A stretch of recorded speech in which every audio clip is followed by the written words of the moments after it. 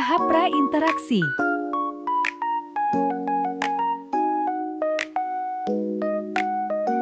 Apakah benar-benar umur 18 tahun?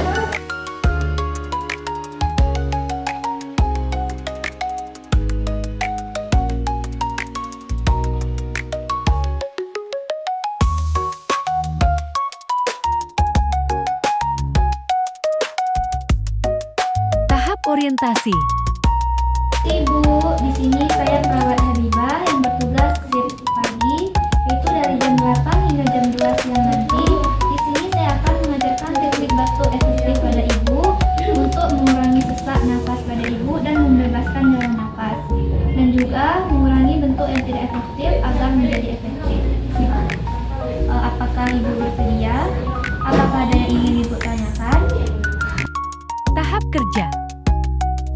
Teknik batuk efektif ibu mau tidur atau duduk? Saya bantu ya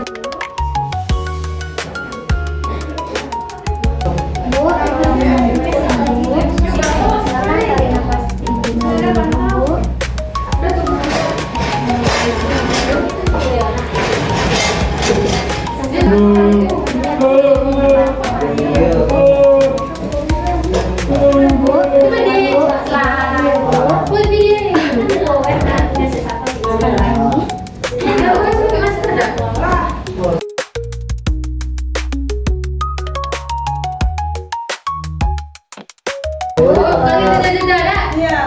Teknik batuk efektif sudah selesai.